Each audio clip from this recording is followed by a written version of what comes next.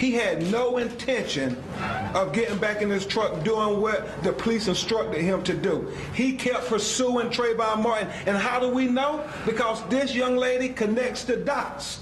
She connects the dots.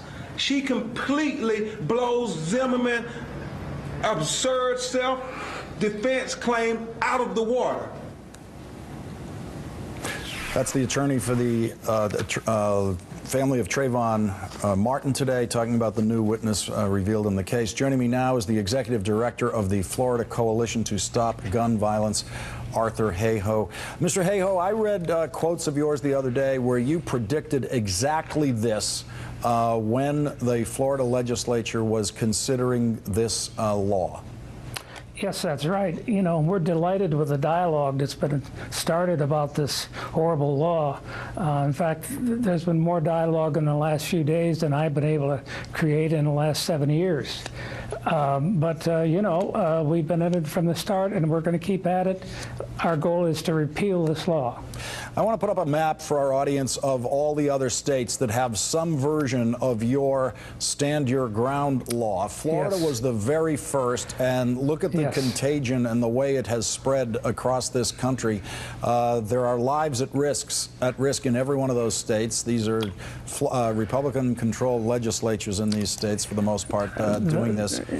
That's right, and we're in contact with these gun control organizations in these states, and they're having the same trouble with those laws that we're having here. And was there much opposition to this in the legislature? Did the Democrats just fold as this thing was coming because they were afraid of being considered soft on crime? Unfortunately, yes. And what has been the experience with it in the state? Is anyone tracking each one of these incidents with the racial makeup of the shooters versus the victims of the shootings? Not in that detail, but we've been cataloging these shootings since 2005, and we've gone through over 100 now, and the pattern is there. When there are no witnesses, they're dismissed. When there are witnesses, it goes to trial, usually for manslaughter. So I have at least a dozen cases on my desk back in Florida, exactly the same kind of shootings, almost identical. And they were all dismissed because there were no witnesses. We're rejoined now by Jasmine Rand, one of the attorneys for Trayvon Martin's family. Attorney Rand, do you think we are now past the problem in this case of this crazy self-defense law in Florida? Has the case moved beyond the hurdle that represents? I mean, I think we were past the self-defense claim way before this. You know, I would hope, you know, with the new testimony of the young lady today, we have pieced together the final moments of his life now. And it's clear that in the final moments, Zimmerman was still the aggressor and Trayvon was still the victim trying to get away from him. So, you know, in my opinion, yes, we're away from it. But does that mean that we're in the clear? No, that doesn't mean we're in the clear, because it's not up to me. Do you expect, Attorney Rand, for the state investigation to take precedence over the federal investigation? Is it your understanding from what you've been hearing that the Justice Department will do some looking around but basically hold back to see what the state does first? I've not been directly in contact with the Justice Department. I did meet with the state attorney's office yesterday, and the state attorney told me when I asked him how the investigation the chief of police for Sanford performed was, he told me that the investigation was reasonable and needed great supplementation. The words I asked was whether or not it was fair and thorough, and he was not willing to use those words. He would only use reasonable. I want to bring Karen Finney into the discussion. She's joining us from Washington, MSNBC analyst Karen Finney. Karen, I apologize. You were supposed to come on here and talk about some politics, but I just didn't want to leave. I didn't want to leave this subject. I want to stay with this for the rest of the show. Karen, Mitt Romney was asked about this on the campaign trail today.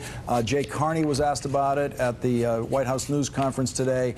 Are we going to see this case find its way into presidential politics? It certainly could. I think we don't yet know based on how this case continues to shake out. I mean, obviously there are legal issues that are relevant. There are gun law issues that are relevant.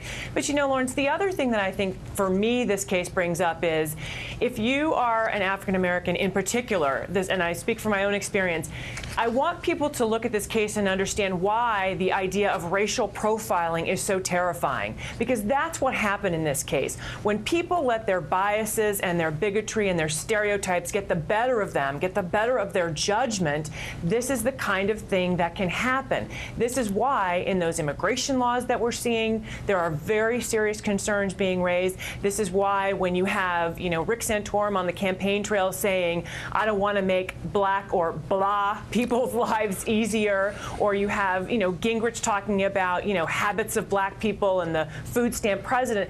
These are all the kinds of stereotypes and bigotry that only gets furthered. All right, we're going to take a break here. Arthur, Jasmine, and Karen, please stay with us. And I want to put up on the screen before we go that map of the United States again, where this stand your ground so-called self-defense law exists. People should be studying this map. This is where you are at risk of having what happened to you, what happened to Trayvon Martin in Florida, especially if you are a black man in America. We're going to be back with more on the Trayvon Martin case after this break.